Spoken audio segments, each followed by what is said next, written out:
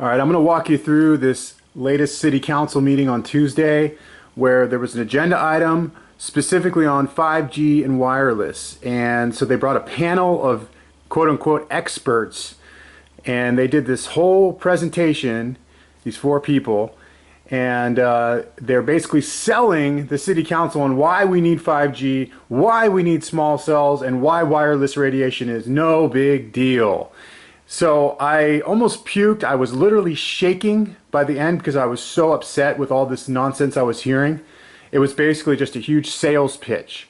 And so after 3 hours I spoke, but I'm going to walk you through this presentation a little bit so you can see the absolute lies and deception, and this is what happens we are now all throughout the country. The age of mobile technology, streaming videos, music, gaming is possible. You can do video conferencing on the go, and where we have a lot of excitement is the next generation that you hear about, and that's 5G. You hear it associated with the Internet of Things or with smart cities. So now, everyday objects, as far as Internet of Things, everyday objects that you didn't used to associate with Internet access, this will be possible. You've heard of appliances in your homes that could deliver data to, or that you could interact with or deliver data from. You know, this your refrigerator says that you need milk.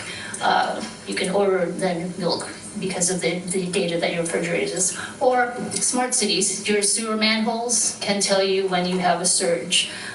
They can talk to each other and you can control remotely whether you need to turn valves on or off. You've heard of, garbage cans, but that are remote, sometimes on the creek.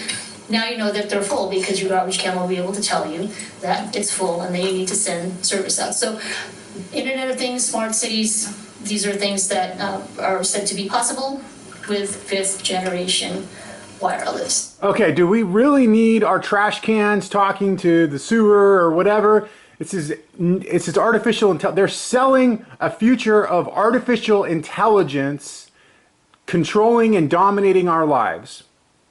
And they're trying to wrap it up on a bow and make it seem normal. This has never been normal. Okay, thank you. Or Councilmember Adams? safe or I have healthy. a number of questions.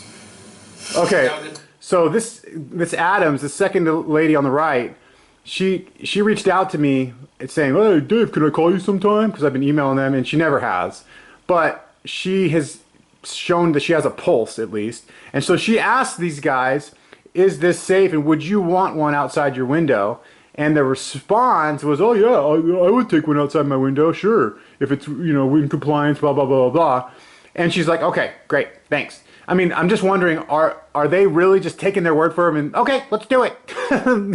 This is one person you're asking, and they're incentivized to tell you what you want to hear. So look here. Perfect. Okay. What would this look like in your typical Rohnert Park neighborhood? How many of these suitcases are going to be on how many light poles? That's a good question. Yeah, he doesn't know. He says, "Oh, it's going to be maybe 5 years. We're probably not looking for anything for 5 years," and that's an absolute lie because they're already up in Santa Rosa, and we put video evidence on record. So he's trying to placate everyone. And look at these ladies on the right. They're like, "Yep. He's lying. I know. Yep. I'm going to nod my head though. Yep. Oh, now I'm going to look at you. And yep. I'm lying. Lie. We probably won't see it for 5 years." Up. She scratched her head. Scratching her head So is a sign of discomfort. Okay. ET Sprint. Where was Comcast? Okay, that's an insignificant question. But he's eventually going to defer to this engineer on the right, who's the guy just to tell us, "Hey, it's all right. We've done safety testing and it passed the test." And he brings a little. Here we go. Here's the liar. Good evening, Mayor and council members. My name is Bill Hammett. I'm a registered professional engineer in the state of California. I manage a firm of 20. We're located over in Sonoma, city of Sonoma. And a regular part of our practice is the calculation of the measurement of radio frequency exposure conditions. I've been doing this for 34 years since the FCC first took some TV channels and assigned them to what became AT&T and Verizon. I don't have a presentation, but I'm happy to answer all sorts of questions related to the safety or the build out Yeah, sure. as a keen observer of the industry. Yeah. keen observer. Your question is about long-term studies, and the standards are based on decades of research of all huge variety of types. I have with me the standard, which is being updated this year in 2019.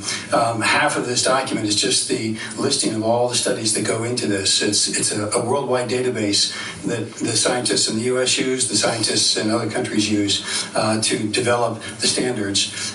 They're all about the same. A specific absorption rate of 4 watts per kilogram, and I won't talk a lot of numbers, but that is the level of observable effects below which there are none. And they apply a 50 times safety factor intended to be a prudent margin of safety.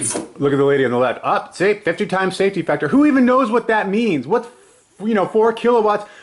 He's telling them nonsense, stuff that sounds really smart and intelligent, and as long as the guy, the lady on the left is nodding, and the history major in the middle, who admitted he has 0 credentials at all, he's just getting paid by industry. As long as they look like it's Or people who are old or young or large or small or sick or healthy. The studies include a lot of particularly animal studies. It's difficult to do studies on people because you need to have a control group, you need to have exposure levels that varying and getting higher and higher, looking for effects. They don't do that on human subjects. So most of the work is done on animals. Great. There are just recently published several good studies on exposure at the 5G frequencies. I need to clarify, 5G is a technology. 5G could be used on the frequencies that are presently used for 4G, and some of the carriers are proposing to do that. Yeah, but it's going to be at a much higher frequency. It can be at the current 2 to 6 gigahertz, but it's going to be much higher. And we know it's going to be between 24 and 90. And he's downplaying, saying, oh, they've already done all the testing. No, they have not. You have not done any rigorous long-term safety testing, period. When we say 5G, typically you're thinking of a higher frequency bands that the government has just released. If you remember AM radio, scratchy noise, you go to compare it to FM, where you've got a much bigger bandwidth, you can get a whole lot more information through, it sounds better. It's a 10-fold increase in bandwidth when you step up to the new millimeter wave frequencies that the government is assigning for use in 5G, because you get so much bandwidth, you get so much data passing through. So the answer to your question is that the frequencies that I'm mentioning, the millimeter wave frequencies, have been part of the standard from the get-go.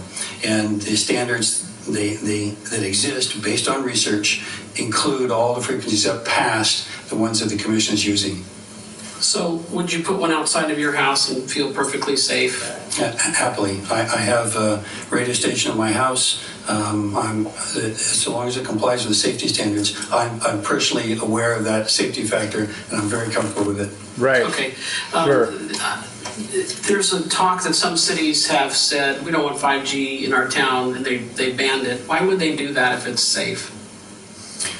A lot of the cities made attempts to ban the 4G or the 1G. It's something new, better, coming in with more capacity. It's something that people might have a reasonable skepticism of, but with education, with seeing what the data actually shows, people come to accept it. They may add switch boxes if they're going to add another band to the performance of the antenna, but the antenna itself is a broadband device and does not need, in most cases, to be changed out if they're adding additional. Here's the thing. Once they put up a small cell installation, or they add a small cell to an existing macro tower where they have the jurisdiction to that tower, they can put as much, they can metastasize that site as much as they want. And all this Telecommunication Act from '96, all these laws put in place that if this has been planned, prohibit the city from doing anything.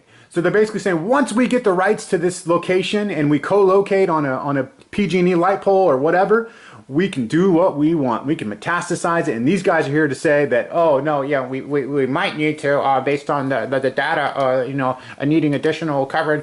But they will. They absolutely will. They're not going to just.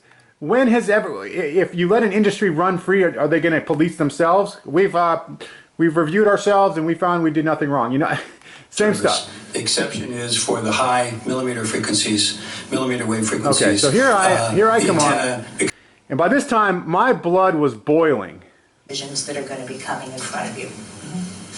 And with that, we've completed our formal presentation. Okay, great. Now, you're all right if I open it up, Mary Grace? Okay. Now I'm going to go ahead and open it up to public comment. And I have one card for 8A, David Mullador. David, your name and address, please. I know you know the drill. Hello, Dave. I live on San Benito Way. I'm just kind of mind blown right now because there's no one mentioning the safety effect, the human health impacts. This is absolutely mind-bogglingly unbelievable that you guys are not even talking about. There's no long-term safety testing done on 5G millimeter waves, and you know it. I emailed Mayor Gina and city staff a video of a 5G study session in Dearborn Heights, Michigan, where a 5G educated resident spoke for 40 minutes while all the city council was engaged and concerned and asking questions. I would like my city council to do that as well. I've been told there will be a study session. You guys have not followed through with that. New Hampshire recently became the first state to officially establish a commission to study the health and environmental effects of 5G technology. This is called House Bill 522. I invited you and city staff via email already to hear Attorney Daphne Tackover speak in Santa Rosa this Saturday, August 17th. I have not seen any replies yet. Daphne Tackover is an attorney with electrosensitivity and CEO founder of We Are the Evidence, an advocacy organization for the protection and rights of people who have been injured by wireless radiation. She will be speaking at 2 p.m. Rincon Valley Library on Saturday, but if anyone would like to go, rather than getting the spiel from people who are paid to tell you there's nothing wrong with 5G, hear it from actual attorney who goes to bat for people who have been injured by this technology, okay? Anyone informed and educated on the effects of densified 4G and 5G infrastructure to safety, privacy, and property values is opposed to this rollout. There's a thing called the International Appeal at emfscientist.org. More than 230 scientists from 41 countries have expressed their serious concerns regarding the ubiquitous and increasing exposure to EMF generated by electric and wireless devices before the 5G rollout. 5G will be operating at 24 to 90 gigahertz. Right now we're at 2 to 6 for 4G, okay? This is a military-grade weapon. 60 gigahertz, you're in directed energy weapon range. Look it up. This will be operating between 24 and 90. At 95 gigahertz, you're at the active denial system the military uses to disperse crowds. They're not telling you any of this stuff because there's a $1 trillion rollout. Do you want a small cell outside your house? I don't think any of you do. None of you do. None of you want a small cell outside your house. And that's where they want to put them. And I have 3 young kids and I do not consent to this. And we need to start talking about the health and safety effects. There's been no long-term safety tests. None at all. And that's the way you stay autonomous, you would not have a small cell outside. You would not. You can't look me in the eye. That pulse ability, millimeter wave, microfrequency, much higher frequency. Don't buy the lies that's worthless and they're safety. They're going to keep adding on to this tower. Once they have the actual tower in place, keep adding infrastructure. And there's nothing else to do because they know it shall not be something simple. There's nothing to do. Our local control is restricted. That's just not talking about pleading and I don't feel like you guys are hearing me at all. Okay. All right, 5G, you guys research 5G, go to the Rincon Valley Library this Saturday at 2 o'clock and listen to Daphne Tackover. Wow. So, they cut out my mic. To a point where all of a sudden They cut out my mic, and you can barely hear it, obviously. And I wonder if that's just coincidence. What I was saying was, you guys would not, you cannot look me in the eye and tell me that you want a small cell outside your window.